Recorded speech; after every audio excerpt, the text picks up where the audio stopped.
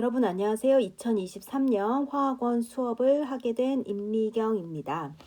이 영상 수업은요, 여러분의 올해 화학원 학교 수업을 돕기 위해 제작되는 것입니다. 그러니까 이 영상 수업이 주된 수업이 아니니까요, 복습이나 예습용으로 보조적으로 사용하시기 바랍니다. 그러면 지금부터 첫 수업을 시작하도록 하겠습니다.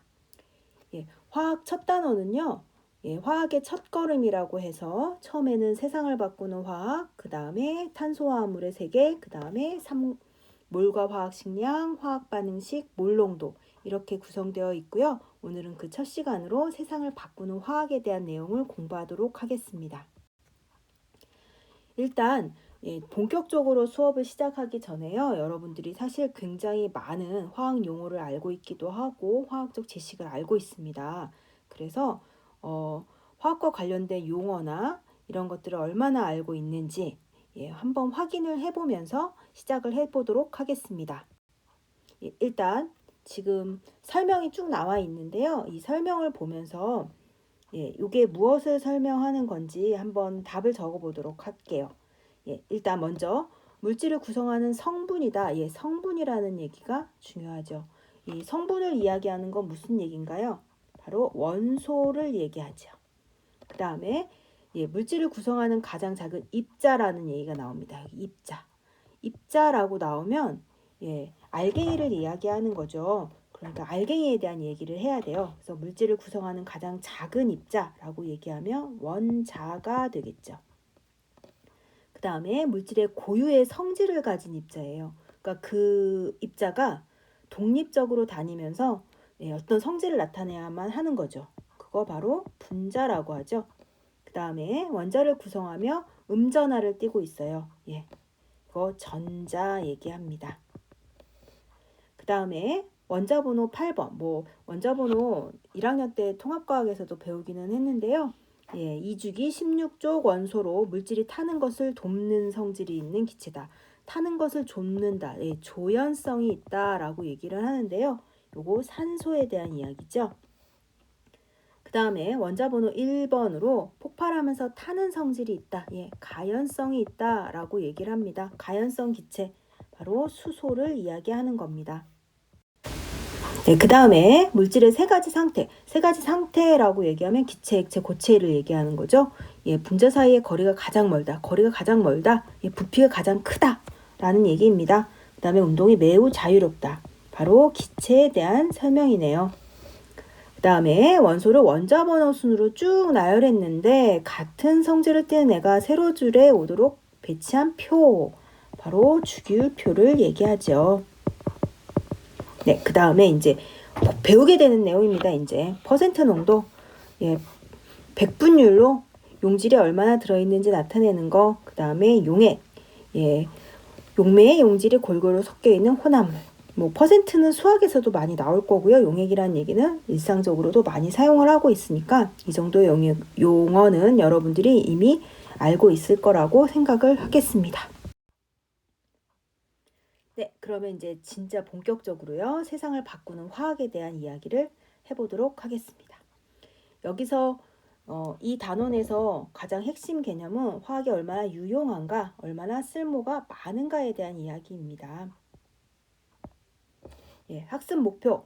화학이 식량 문제, 그 다음에 의료 문제, 주거 문제 해결에 기여한 사례를 조사하여 발표할 수 있다입니다. 일단 이제 제일 먼저 나오는 게 화학의 발전인데요. 여기서는 이제 인류 역사에서 화학이 어떠한 역할을 했는가, 이런 이야기를 주로 하게 되는 겁니다. 화학이 이제 얼마나 중요한 역사에서 역할을 했는가, 혹은 화학이 어떻게 발전해 왔는가에 대한 이야기가 되겠죠. 제일 먼저 이야기할 수 있는 건 바로 불이라고 얘기를 할 수 있습니다. 인류의 역사에 많은 화학적 장면이 있었을 거예요, 아마. 그런데 아마 인간이 경험한 최초의 화학적 경험은 불이 아닐까. 불 하면 연소 반응을 이용하는 것, 혹은 녹이거나 혹은 끓이거나 이런 것들을 이용한 것이다라고 얘기를 할 수 있겠죠. 뭐 불을 이용해서 음식을 익혀 먹을 수도 있게 되었고요. 그 다음에 그릇 같은 걸 만들 수도 있었는데 불의 발견이 화학의 역사에서 가장 중요한 역할을 한 것이다라고 얘기하면 바로 금속을 쓸 수 있게 되었다는 겁니다. 구리나 철 같은 것들이요.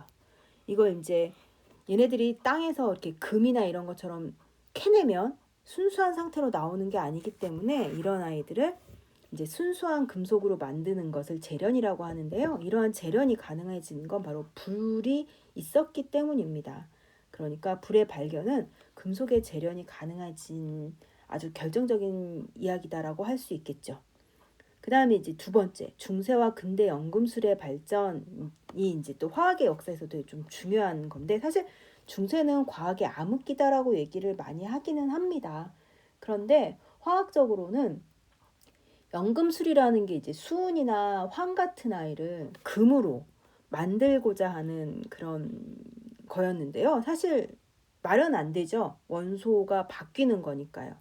그런데 이러한 연금술로 인해서 굉장히 다양한 새로운 화학물질을 발견한다던가 화학적 조작 기술, 뭐 증류, 끓이거나 이런 것들도 많이 이제 발전하게 되었고요. 그리고 이런 연금술에 의해서 여러 가지 도구들, 화학적 도구, 유리 도구라든가 뭐 이런 것들도 만들어지게 되었습니다. 그러니까 사실 화학적으로 굉장히 많은 기술적 발전이 있었다라고 얘기를 할 수가 있겠죠.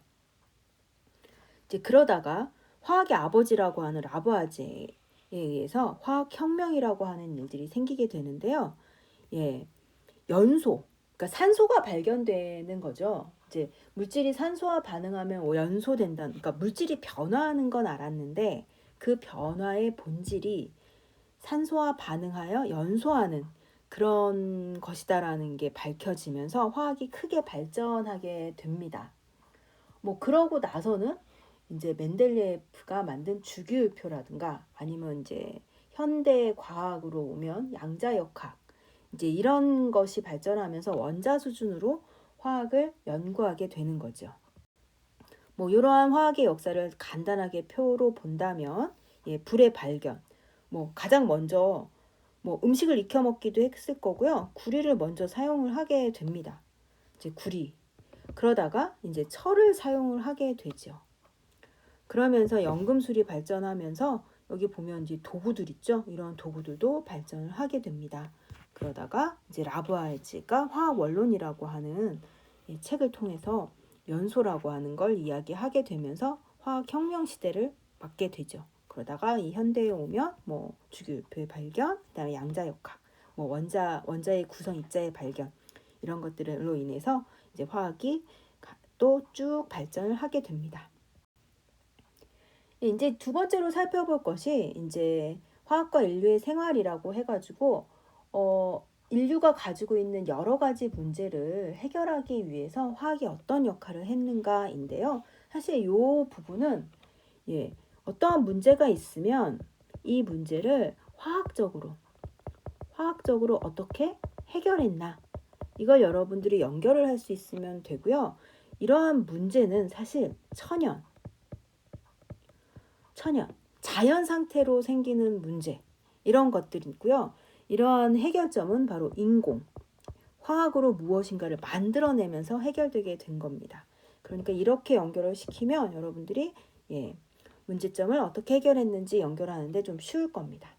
제일 먼저 이제 식생활, 식량 문제인데요. 이 식량 문제는 인구가 급격하게 증가를 하면서 식량 생산량이, 예, 많아져야 하는 그런 문제를 이야기합니다.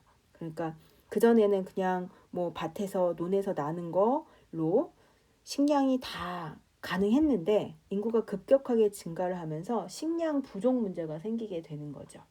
그래서 이제 식량 생산량을 굉장히 늘려야 하는, 예, 문제가 생기게 됩니다. 이러면서 식량 생산량을 늘리기 위해서 인공 비료가 필요하게 된 거죠. 그리고 이런 인공 비료는, 예, 바로 질소를 포함한 비료, 이 질소가 포함된 질소 비료를 만드는 것이 이제 중요한 문제가 됩니다.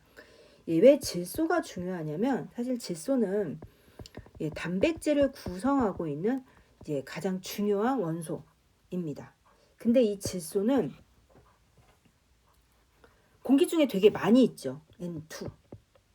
근데 그 지구상에 있는 아주 일부의 생명체를 제외하고는 공기 중에 있는 질소를 직접 단백질로 합성을 할 수가 없어요. 그 이유는 이제 여러분 1학년 때 배운 질소는 삼중결합하고 있는 물질이잖아요. 그러면 이 삼중결합이 끊어지기가 되게 좀 어렵습니다. 그러니까 공기 중에 있는 삼중결합을 가지고 있는 질소 기체를 이제 끊어내서 다른 화합물로 만들기가 어려운 거죠. 그래서 이제 질소를 포함하고 있는 비료를 어떻게 만들어야 할 것인가가 이제 문제가 되는데요. 이것이 이제 어떻게 가능해졌냐면요. 바로 암모니아를 인공으로 합성을 하면서 이러한 인공 비료를 만들 수 있게 되었습니다. 예, 암모니아를 만드는 반응식, 이건 좀 알아야 되겠죠. 암모니아를 만드는 반응물은 바로 질소와 수소입니다. 질소와 수소가 반응을 하면 NH3 암모니아를 만들게 되는데요. 예, 반응식 나중에도 배우겠지만 이 개수가 안 맞죠. 예, 개수를 맞춰 보겠습니다.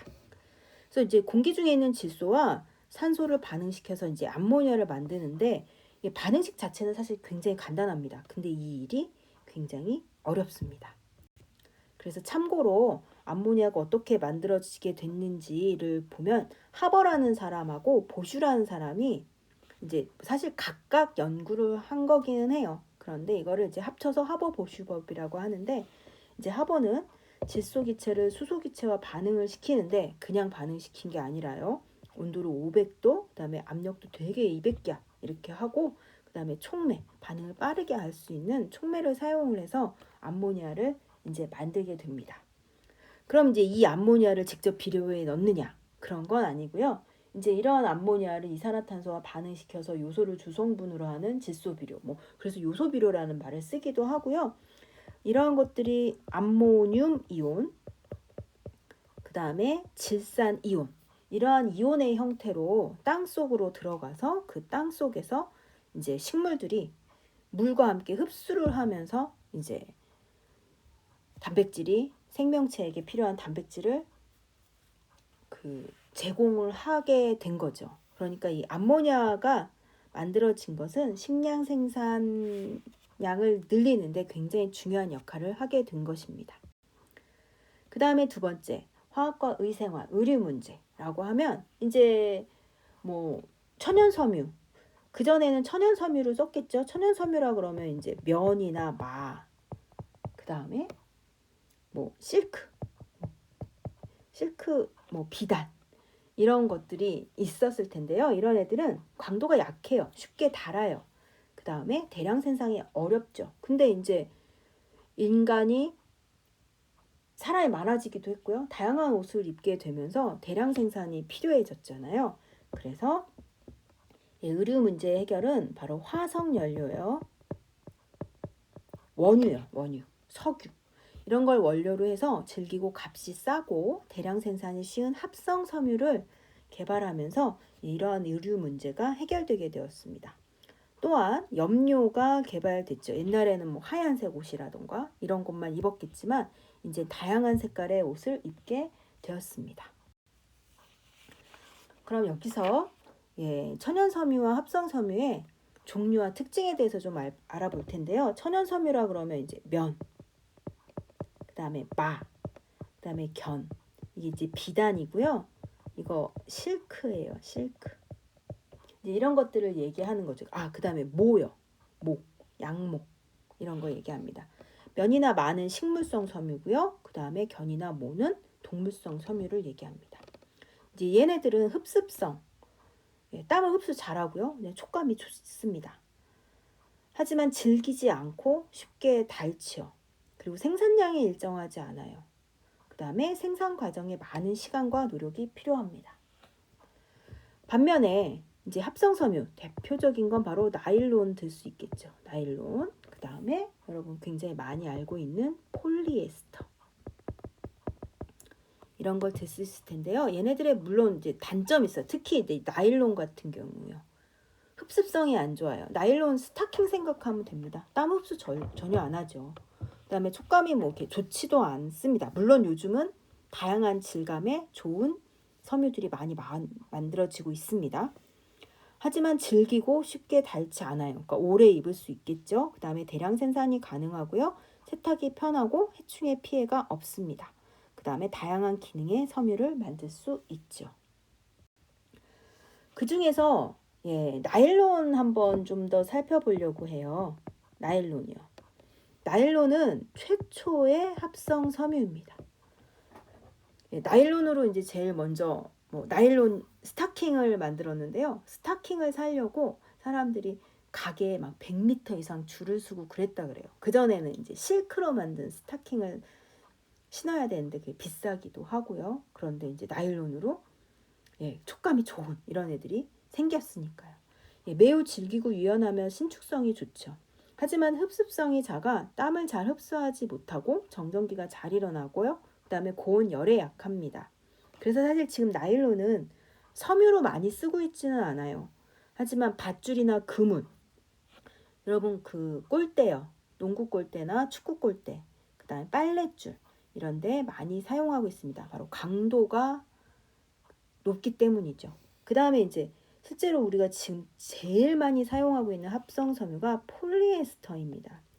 여러분 교복의 안감이요. 이런 것도 폴리에스터고요. 그 다음에 속에 셔츠, 하얀색 셔츠 보면 면에 폴리에스터가 섞여 있습니다. 그 다음에 여름에 입는 그 생활복이요.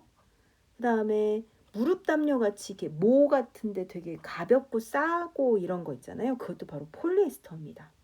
그래서 지금 현재 가장 널리 사용하고 있는 합성 섬유가 바로 폴리에스터입니다. 강하고 탄성과 신축성이 좋아 구김이 잘 생기지 않고요. 흡습성이 없고 빨리 말라요. 그러니까 여름의 생활복이요. 이게 땀을 흡수하면 무거워지는데 얘가 흡수하는 게 아니라 이렇게 말라버리는 거죠. 그러니까 가볍고 편하게 입을 수가 있습니다. 셔츠, 양복, 다양한 의류용 섬유로 사용되고 있습니다. 그러니까 뭐 안감이라든가 아니면 모 대신 굉장히 많이 사용을 하고 있는 그런 섬유가 바로 폴리에스터라고 얘기할 수 있습니다. 그 다음에 이제 마지막으로 주생활, 주거인데요. 이것도 역시 인구가 급격하게 증가하면서 대규모 주거 공간이 필요하게 되었고요. 뭐 더 편리한 주거 생활을 요구하니까 편리하게 만들 수 있는 것들이 필요했겠죠. 그것이 바로 건축 자재의 발달로 가능했습니다.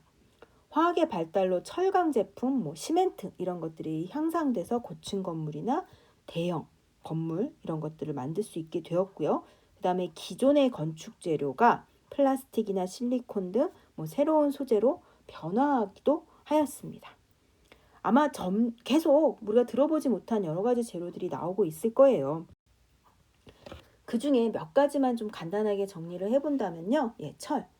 지금 우리 철기 시대입니다. 그래서 가장 많이 사용하고 있는 금속이죠. 건축물의 골조, 배관, 가전제품, 생활용품 등에 다양하게 사용을 하고 있고요. 그 다음 빈칸. 석회석 나왔습니다. 석회석은 이제 CaCO3인데 이 석회석이 성분이다. 이렇게 얘기하면 바로 시멘트 얘기를 해야 합니다. 그 다음에 시멘트에 모래나 자갈을 섞어서 더 단단하게 만든 건 바로 콘크리트죠. 콘크리트. 그 다음에 이 콘크리트에 철근을 넣으면 철근 콘크리트가 됩니다. 그 다음에 모래에 포함된 이산화규소라고 얘기하면 바로 유리하고 나와야 되겠죠. 유리는 이제 외벽, 창 이런 것들에 사용을 하고 있고요. 그 다음에 건물 내부의 열이 밖으로 빠져나가지 않게 바로 단열재로 사용하는 거 이렇게 얘기하는 거 바로 스타이로폼을 얘기합니다. 옛날엔 스티로폼 이렇게 얘기했는데 이제 스타이로폼이 정식 이름입니다.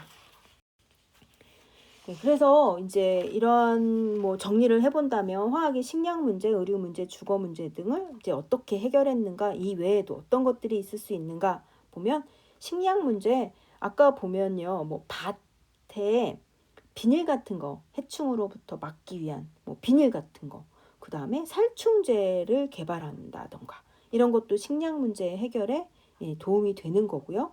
그 다음에 의류 문제, 뭐 고어텍스 소재, 그러니까 다 고기능 소재들이요. 이런 것들이 뭐 사실 올림픽이라든가 스포츠의 발달 혹은 우주 시대에도 새로운 소재들 굉장히 화학에 의해서 많이 만들어내고 있습니다.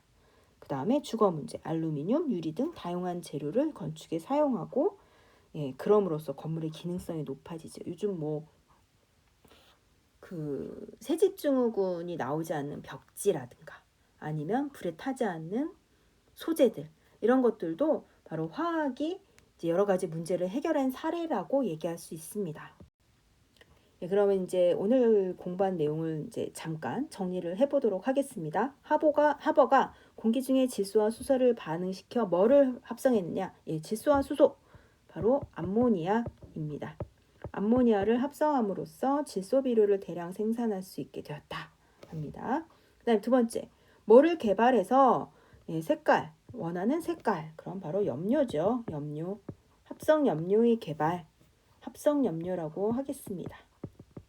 이런 것들이 화학의 발전, 여러 가지 측면이라고 할 수 있겠습니다. 그럼 이제 배운 내용을 문제에 적용을 시켜보도록 하겠는데요. 문제는 주로 여러분 2학년, 3학년 모의고사나 아니면 뭐 EBS 그 수능 특강에 나오는 기초 유형의 문제들을 좀 골라봤고요. 1단원은 문제들이 뭐 간단하기 때문에 2학년, 3학년 그 모의고사 문제 몇 개 풀어보면서 정리하도록 하겠습니다. 첫 번째 문제는 전국연합 1번. 이 단원에서는 1번에서 문제가 나옵니다. 1, 2, 3번. 그러니까 되게 쉬운 문제들인 거죠. 다음은 화학의 유형성과 관련된 두 가지 사례이다 해갖고 첫 번째는 원유에서 분리되는 나프타를 원료로 해서 플라스틱을 만들었다. 그 다음에 두 번째, 수소를 공기 중에 뭐랑 반응시켜 암모니아를 합성했다. 이렇게 나오네요. 그럼 옳은 걸 골라라 했습니다. 기억. 기억은 탄소화합물이다 하고 나오는데요. 이 탄소화합물은 사실 다음 단원에 나오는데요. 원유에서 나오는 플라스틱은 탄소를 구성 성분으로 하는 탄소화합물입니다. 그래서 맞는 얘기고요. 그 다음 니은은 어떤 거죠? 수소를 공기 중에 뭐랑 반응시켜서 암모니아를 만들었나요? 질소입니다. 그럼 질소가 산소랑 반응하면 이산화탄소가 생기냐? 말이 안 되죠. 그 다음에 디귿은 인류의 식량 문제를 개선하는 데 기여하였다. 암모니아 바로 질소 비료를 만들 수 있게 된 거죠. 그러니까 맞는 얘기입니다. 그래서 기억 디귿 3번이 정답입니다. 그 다음에 두 번째는 작년에 6월 전국연합 3번입니다. 다음은 실생활 문제 해결에 기여한 물질에 대한 학생들의 대화입니다. 옳은 거 골라라 했습니다. A. 나일론과 같은 합성 섬유는 의류 문제 해결에 기여했어요. 맞는 얘기죠. 그 다음에 암모니아를 원료로 만든 질소 비료 식량 문제 해결에 기여했어. 이것도 맞는 얘기고요. 그 다음에 천, 시멘트, 콘크리트 등의 건축 재료의 사용은 주거 문제 해결에 기여했어. 다 맞는 얘기를 했네요. 그래서 정답은 5번입니다. 그 다음에 이제 고3 모의고사에도 이런 얘기가 나옵니다. 재작년 4월 학평 1번 문제입니다. 빈칸에 들어갈 내용을 찾는 거네요. 첫 번째, 암모니아를 원료로 만든 물질. 암모니아를 원료로 만든 물질로 식량 문제 해결에 기여했대요. 비료죠, 비료. 질소 비료입니다. 질소 비료. 그 다음에 시멘트, 석회석을 원료로 만든 물질로 주거 문제 해결에 기여했죠. 그래서 정답은 4번입니다. 그 다음에 요거는 이제 재작년 EBS 수능 특강에 나와 있는 문제인데요. 한번 볼게요. 다음은 섬유 A와 B의 성질을 알아보기 위한 섬유로요. 하나는 면이래요. 천연 섬유네요. 그 다음에 나일론, 합성 섬유입니다. 이 중에 어떤 성질을 알아보기 위한 건지 한번 볼게요. 그림과 같이 섬유를 스탠드에 고정시키고 물이 담긴 비커에 넣은 다음에요. 5분이 지난 다음에 섬유를 꺼낸 다음에 물의 질량을 측정해라 입니다. 지금 이렇게 물이 들어있는데 그림이 잘 안 보일 수도 있는데 물이 들어있는데 물속에 섬유를 담궜어요. 그럼 물이 섬유를 빨아들이겠죠. 그러니까 이거는 흡습성을 알아보기 위한 실험입니다. 이때 남은 물의 질량이라고 했으니까요. 흡수를 안 했다는 얘기죠.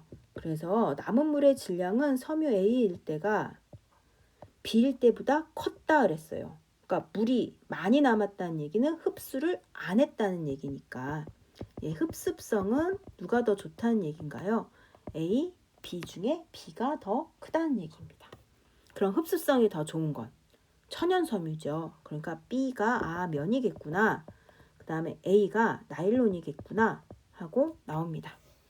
그럼 기억. A는 합성섬유이다. A는 합성섬유 맞죠? 그 다음 니은 B는 A보다 질기고 쉽게 닳지 않는다. B는 면인데요. 천연섬유의 단점이 닳는다라는 거예요. 안 질기다는 거예요. 그러니까 니은은 틀린 얘기가 되겠습니다. 그 다음에 디귿 흡습성은 A가 B보다 크다. B가 더 크죠? 그래서 여기서 맞는 것은 1번이 되겠습니다. 네, 이렇게 해서 우리 첫 번째 시간 세상을 바꾸는 화학에 대해서 살펴봤고요.